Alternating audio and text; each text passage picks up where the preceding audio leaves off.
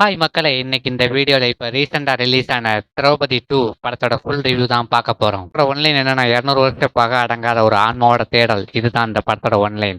படத்தோட ஸ்டார்ட்டிங்லயே ஒரு அழகான கிராமத்த தான் காமிக்கிறாங்க. அந்த கிராமத்துல உள்ள நிலத்த மக்கள் தங்களுடைய வக்பு வாரியத்துக்கு சொந்தம்னு சொல்றாங்க. கேஸ் போட்டா இதுக்கு தீர்ப்பு வர ரொம்ப வருஷம் ஆகும்னு ஹீரோவும், ஊர் மக்களும் யோசிச்சுட்டு இருக்கும்போது தான் அவங்களுக்கு ஒரு யோசனை வருது. அது என்னன்னா, பாழடைஞ்சு கிடக்கிற கோயில கிளீன் பண்ணி, கோயில் திருவிழா நடத்துனா ஏதாவது நன்மை நடக்கும்னு யோசிக்கிறாங்க. அதே டைம்ல நம்ம ஹீரோயினி ஃபாரின்ல இருந்து இந்தியாவுக்கு வர்றாங்க. எதுக்கு வர்றாங்கன்னா, அந்த ஊர்ல பாழடைஞ்சு கிடக்கிற கோயில புதுப்பிக்க. நம்ம ஹீரோ தான் அவங்களுக்கு ஊர சுத்தி காட்ட கூடவே போறாரு. ஆனா ட்விஸ்ட் என்னன்னா, ஹீரோயின் கோயிலுக்குள்ள போன உடனே அவளோட வாய்ஸ் அப்படியே மாறுது. தூய தமிழ்ல பேச ஆரம்பிக்கிறா. ஏதோ ஒரு ஆன்மா அவளோட உடம்புக்குள்ள புகுந்த மாதிரி. ஹீரோவை பார்த்து, "வீரசிம்மா, என்னைய உனக்கு அடையாளம் தெரியலையான்னு?" கேட்குறாங்க. அங்கதான் ஆரம்பிக்குது அந்த 200 ஆண்டு கால பிளாஷ்பேக் ரிவீல் பண்ண ஆரம்பிக்கிறாங்க.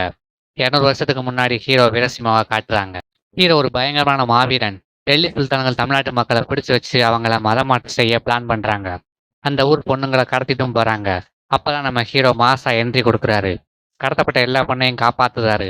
அதுல ஒரு பொண்ணு தான் நம்ம படத்தோட இன்னொரு ஹீரோயினி திரௌபதி. இவங்க 2 பேருக்கும் கல்யாணம் ஆகுது. உடனே ஹீரோவும் கழகப்படை தளபதியா ஆட்சி பொறுப்பை ஏற்கிறாரு. முகலாய மன்னருக்கும் இவங்களுக்கும் போர் பயங்கரமா ஏற்படுது. முகலாய மன்னன் வள்ளலாரையும் அவரது பையனையும் தந்திரமா கடத்திட்டு போய் துக்ளக் கிட்ட ஒப்படைச்சிடுறாரு. அவங்க 2 பேரையும் துக்ளக் பயங்கரமா கொலை செஞ்சிருதான். ஹீரோயினி கிட்ட போய் உன் புருஷன் ஒரு கோழை, அதனாலதான் சாகாம தப்பிச்சு வர தப்பு தப்பா சொல்லி மனச மாத்திருதான். அதனால திரௌபதியை பார்க்க வந்த ஹீரோவை திட்டி அங்க இருந்து அனுப்பி விடுறா ஹீரோயினி. உடனே ஹீரோவும் படையை திரட்டி மதம் மாற மறுக்கிற மக்களுக்காக துணையா நிக்கிறாரு. ஒரு கடத்துல துக்ளக் ஹீரோவோட கூடாரத்துக்கு போய் அவங்களோட யானை படைய ஆட்டைய போட்டு கோட்டையை துவம்சம் பண்ணிட்டு வந்துருந்தாரு. பூனையை பார்த்தாலே அலர்ஜியாகிற துக்ளக் படைகள் கோட்டைக்குள்ள நூற்றுக்கணக்கான பூனைகளை விட்டு துக்ளக்கை ஓட ஓட வட்டுறாரு. கடைசியா நம்ம ஹீரோ துக்ளக் கூட ஃபைட் பண்ணி அவனை கொன்றுறாரு. தான் பண்ண சத்தியத்தை நிறைவேற்றின சந்தோஷத்துல வள்ளலார் செத்து போன அதே இடத்துல தானும் செத்து போறான். இந்த உண்மையெல்லாம் தெரிய வந்த திரௌபதி கதறி அழுவுறா.